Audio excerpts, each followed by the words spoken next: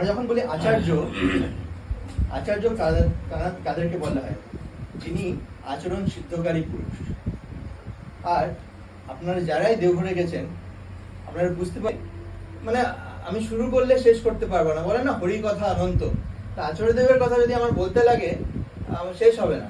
আর আর আমার একটা emotional moment, because লাইফে অনেক আমাদের সবারই উপর নিচে হয়। এরকম সময় মানে হাত ধরে অনেক সময় যেন মনে হয় খাইয়ে পড়ে গেছি, হাত ধরে উনি বের করে নিয়েছেন, আবার ধরে রাস্তাটা বলছে এদিকে যা। আর তার ওনাকে আমি কি বলতে চাই, ওনারা হলেন ঠাকুরের রেপ্লিকা। ঠাকুরকে যদি রাখা হয়, ঠাকুরের সামনে যদি একটা মিরর রাখা হয়, যদি কোনো রেপ্লিকা হয়, উনি হয় আচার্য।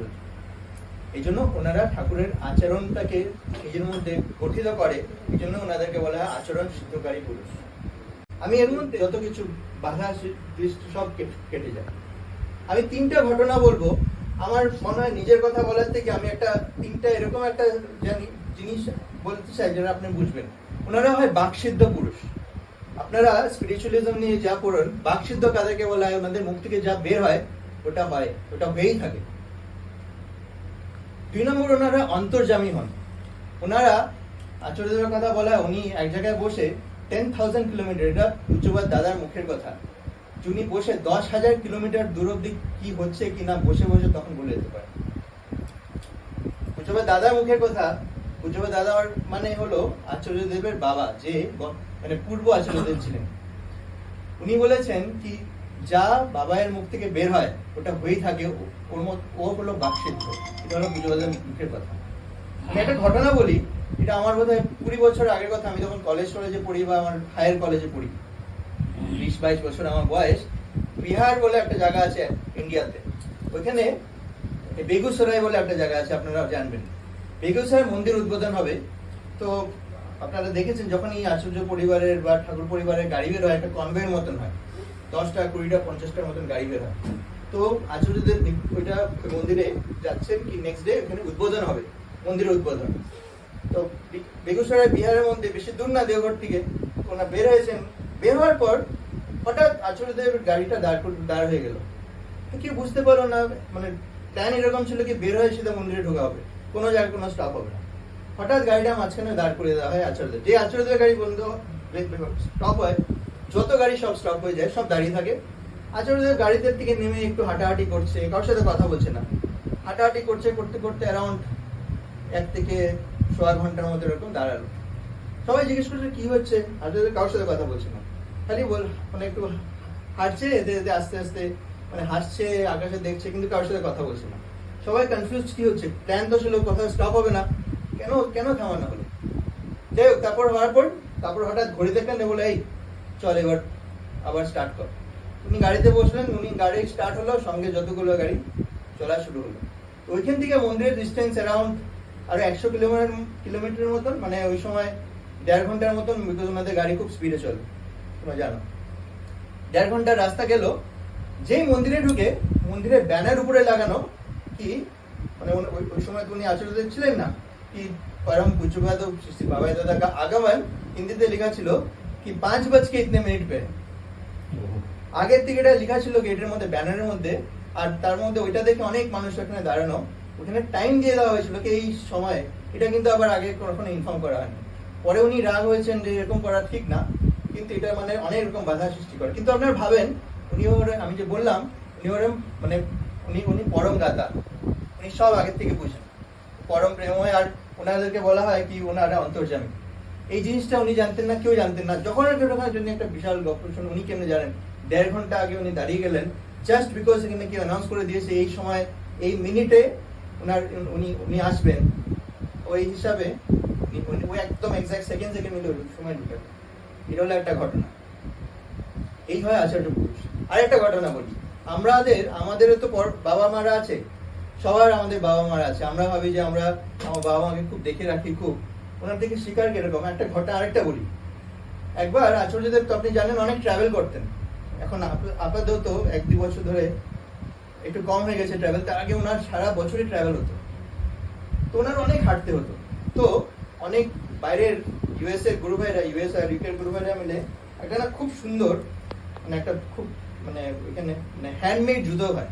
ওই জুতোটা পরলে বলে মানে আপনার হাঁটার অনেক কুশন পাওয়া হয়, গ্রিপ ভালো থাকে, হ্যাঁ, মানে কাফ মাসেলে খুব রিল্যাক্স থাকে, খুব দামি বানিয়ে, মানে খুব দামি জুতো, মানে ইন্ডিয়ান কারেন্সিতে 1-1.5 লাখ টাকার জুতো হবে বানিয়ে আমার আচার্যদেরকে নিবেদন করা হয়েছে। আচার্য দেখলেন একদম সাইজ টাইজ খুব পছন্দ, হাঁটলেন, আমার খুব পছন্দ। এই ঘটনাটা, এই খবরটা পূজ্যপাদ দাদা আচার্যদেব বাবা যে ছিলেন উনি পেয়েছেন। তো আচার্যদেবকে বলছে, এই আমি শুনছি ইউএস এর গুরু ভাইরা তোর জন্য একটা জুতো এনেছে, আমাকে দেখাবি তো? আচার্যদেব বলছেন, আগে হ্যাঁ দেখাবো। একদিন যায়, 2 দিন যায়, সপ্তাহ খানিক যায়, দেখা মানে সব রোজ দিন পূজ্যপাদ জিজ্ঞেস করে, কিন্তু আচার্য বলে আগে হ্যাঁ আনবো, আমি দেখাবো। কিন্তু আচার্য আসছে না। সবাই ভাবছে এরকম কেন? পূজ্যপাদ দাদা বারবার রিমাইন্ড করছে, এরকম তো হয় না, ওনারা যে বলে সঙ্গে সঙ্গে জিনিসটা হয়, এটা কেন? তো কেউ বুঝতে পারছেন, এরকম যায় যায়। তখন একদিন পূজ্যপাদ দাদাও, আপনারা সবাই জানেন, উনিও খুব মানে খুব হিউমার, খুব মজা করেন, বলে চল তুই আনবি না, আমি তোর রুমে যাবো, চল। এখন কি করবেন? না বাবা আমি এক্ষুনি আসছি বলে আচার্যদেব দৌড়িয়ে ছুটে গেলেন, করে জুতোটা পরে আসেননি, জুতোটা হাতে করে নিয়ে এসছেন। খালি পায়ে আচার্যদেব এসছেন, জুতোটা হাতে নিয়ে যেখানে পূজ্যপাদ দাদা বসেন ওইখানেও রাখেননি। আপনারা দেখেছেন যেখানে পূজ্যপাদ দাদা বসতেন বা আগে একটা খাট হতো, ওই পিছন দিকে একটা গেট আছে, ওটার পিছনে যে গাড়ি রাখার জায়গা, একটা গাছ আছে, আম গাছ আর কাঁঠাল গাছ, কাঁঠাল গাছের নিচে একটা কোনায় রেখেছে, এইভাবে রেখেছে, জুতোর কিছু ভ্যালু নেই। পূজ্যপাদ দাদা বলে কই রে জুতো? আগে একটু ওইখানে। কোথায়? আগে ওখানে। তো পূজ্যদা এসে দেখ, যে পূজ্যপাদ দাদা জুতোটা দেখে, বা খুব সুন্দর জুতো তো, আচার্যদেব দেখে একদম সাষ্টাঙ্গ প্রণাম করছে। যেই পূজ্যপাদ দাদা ওই জুতোর দিকে দেখে, আচার্যদেব এখানে পায়ে মধ্যে পড়ে। সেন্টিমেন্টটা বুঝতে পারছেন আমি কি বলতে চাই? যেই বাবার চোখ ছেলের জুতোর মধ্যে পড়ছে, আচার্যদেব ভাবছে যে আমার বাবার চোখ আমার জুতোর মধ্যে, উনি প্রণাম করছে সেটা। এটা হলো কি বাবার মার প্রতি টান, বাবা মার প্রতি ভক্তি, বাবা মাকে কি লেভেলে ভালোবাসা, এই হলো আচার্য, যে আচার্য বলছি। 3 নম্বর একটা ঘটনা বলে আমি শেষ করবো, টাইম খুব লিমিটেড।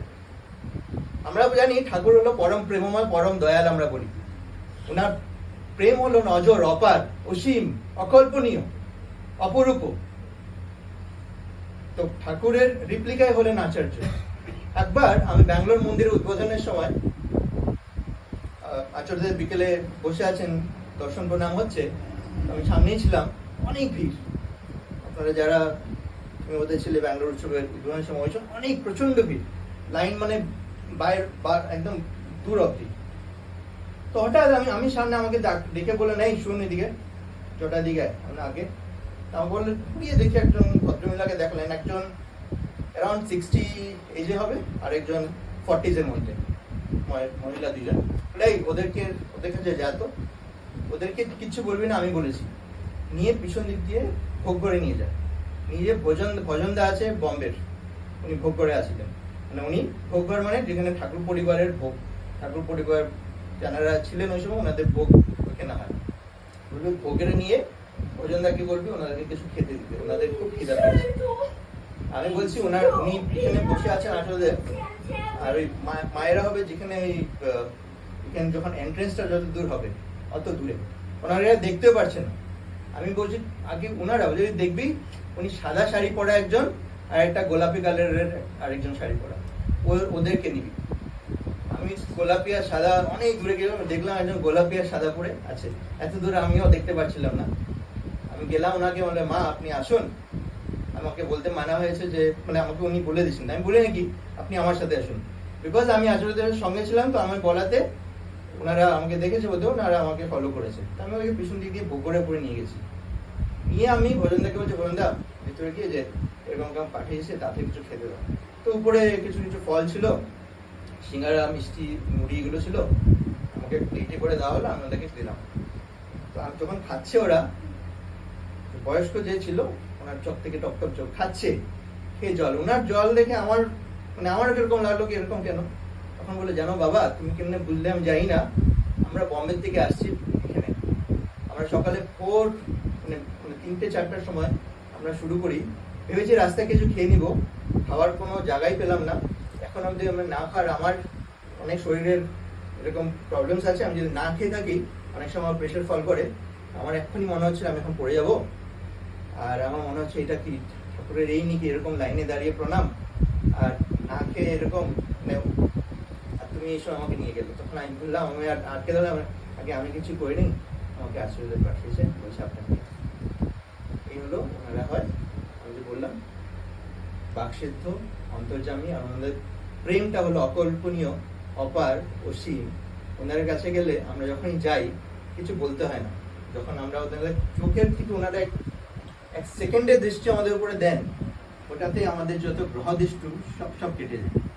আমি বেশি টাইম নিব না, বলতে গেলে যে বললাম হরি কথা অনন্ত, আর ওনাকে নিয়ে এত কিছু আমার জীবনে আছে, মানে আমি শেষ করতে পারি না। কিন্তু আজকের দিনটা খুবই স্পেশাল। আর আর আর বেশি কিছু না, দেওঘর যারা যান, যারা ওনার দর্শন পেয়েছেন, ওনারা সব বুঝতে পারছেন আমি কি বলতে চাই। আর যারা যাওয়া হয়নি এখন অবধি, আমি ওদেরকে বলবো যে দেওঘর যাবেনি। দেওঘর হলো আমাদের তীর্থস্থান, ওইখানে গেলে আমাদের গ্রহদৃষ্ট কেটে যায়। ওইখানে গেলে আমরা আগের যাওয়ার রাস্তাটা বুঝতে পারি, কোন দিকে গেলে ভালো, কোন দিকে না। আর ওইখানে গেলে কি হয়, আমাদের নিজের ঠিক না, আমার পারিপার্শ্বিক, আমার পরিবারেরও মঙ্গল হয়। ঠিক আছে, ওই বলেই শেষ করবো।